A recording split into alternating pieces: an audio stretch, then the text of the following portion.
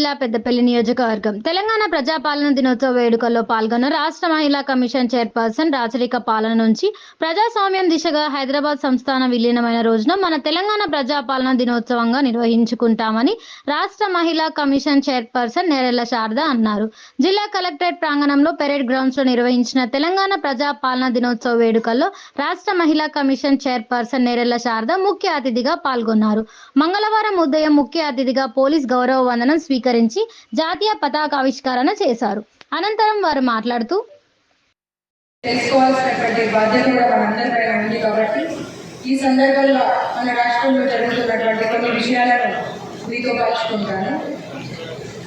ప్రియమైన సోదరి సోదరులారా, జిల్లా ప్రజలందరికీ తెలంగాణ ప్రజాపాలన దినోత్సవం సందర్భంగా నా హృదయ శుభాకాంక్షలు.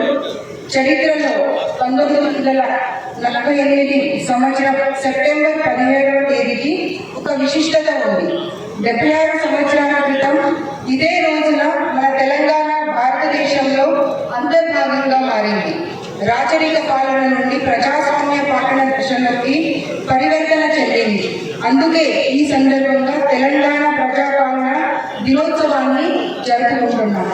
తెలంగాణ ప్రజాస్వామిక స్వేచ్ఛను పొందడం కోసం ఆనాటి యావత్ సమాజం ఉద్యమించింది. ఆనాటి అపూర్వ ఘట్టాలు జాతి జీవనంలో నిరంతరం సజీవంగా నిలిచిపోయాయి.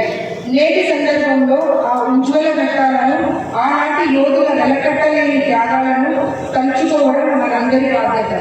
ఆదివాసీ యోధుడు కొమరం భీం తన అమరత్వంతో చరిత్రను వెలిగించిన దొడ్డి కొమరయ్యలతో పాటు నాటి పోరాటానికి నాయకత్వం వహించిన మహనీయులు రావి నారాయణ రెడ్డి, స్వామి రామానంద తీర్థ, భీమరెడ్డి నరసింహారెడ్డి, వీరవనిత ఆకలి ఐలమ్మ, ప్రజా ఉద్యమానికి సేనాధిపతిగా నిలిచిన ఆరుట్ల రామచంద్రారెడ్డి, ఆరుట్ల కమలాదేవి, బొమ్మగాని ధర్మభిక్షం గౌడ్, దేవులపల్లి వెంకటేశ్వరరావు, భక్తం ఎల్లారెడ్డి, అలాంటి వాళ్ళు ప్రజానేతల త్యాగాలను సగర్వంగా స్మరించుకుందాం.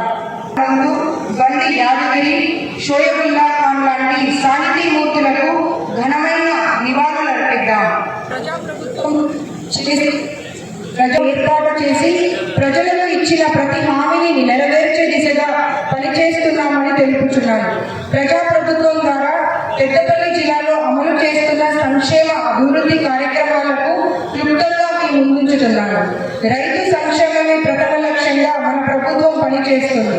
అసాధ్యంగా ఉన్న ఏకకాలంలో 2 లక్షల రూపాయల రుణమాఫీ అంశాన్ని ప్రస్తుత ప్రజాప్రభుత్వం సుసాధ్యం చేసింది.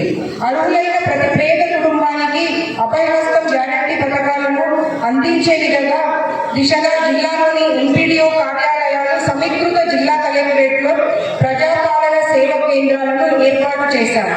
మహిళలకు అధిక ప్రాధాన్యత కల్పిస్తూ వారికి ఇచ్చిన హామీల అమలుకు ప్రభుత్వం ప్రాధాన్యత కల్పించింది. ప్రజాప్రభుత్వం ఏర్పడిన 2 రోజుల వ్యవధిలోనే మహాలక్ష్మి పథకం కింద మహిళలకు ఆర్టీసీ బస్సులలో ఉచితంగా బస్సు ప్రయాణం సౌకర్యం కల్పించాం. నిరంతరం పెరుగుతున్న గ్యాస్ సిలిండర్ ధరలతో గతంలో మహిళలు తలకు మించిన ఆర్థిక భారంతో ఇబ్బందులు పడుతున్నారని అది తొలగించేందుకు ప్రభుత్వం 500 రూపాయలకే గ్యాస్ సిలిండర్ సరఫరా పథకాన్ని ప్రారంభించింది. గృహావసరాల నిమిత్తం 200 యూనిట్ల వరకు ఉచిత విద్యుత్ సరఫరా చేసేందుకు ప్రభుత్వం గృహజ్యోతి పథకాన్ని ప్రారంభించింది. రాష్ట్రంలోని మహిళా సంఘాల శాసన సభ వ్యవహారాల శాఖ మంత్రి వర్యులు, పార్లమెంట్ సభ్యులు, శాసన మండలి సభ్యులు, శాసనసభ్యులు, ప్రజాప్రతినిధులు, కళాకారులు, న్యాయాధికారులు, పోలీసులు మరియు వివిధ శాఖల అధికారులకు, సిబ్బందికి, ప్రింట్ అండ్ ఎలక్ట్రానిక్ మీడియా జర్నలిస్టులకు అభినందనలు తెలియజేస్తున్నాను. తెలంగాణ ప్రజాపాలన దినోత్సవం వ్యాపారవేత్తలుగా తీర్చిదిద్దే దిశగా ఇందిరా మహిళా శక్తి కార్యక్రమాన్ని ప్రభుత్వం రూపొందించింది. వచ్చే 5 సంవత్సరాల కాలంలో దాదాపు 1,00,000 కోట్ల రుణాలు మహిళలకు అందేలా చర్యలు తీసుకుంటున్నాం. ప్రజలందరికీ సకాలంలో నాణ్యమైన సేవలు అందించాలనే ఉద్దేశంతో ప్రజాప్రభుత్వం యూనివర్సల్ హెల్త్ కేర్ పాలసీ రూపొందిస్తుంది. రాజీవ్ ఆరోగ్యశ్రీ పథకాన్ని బలోపేతం చేసింది. మన జిల్లాలోని స్థానిక యువతకు ఉపాధి శిక్షణ అందించేందుకు ఎంపీడీఓ ప్రాంగణంలో ఆధునిక టాస్క్ సెంటర్ను ఏర్పాటు చేశాము.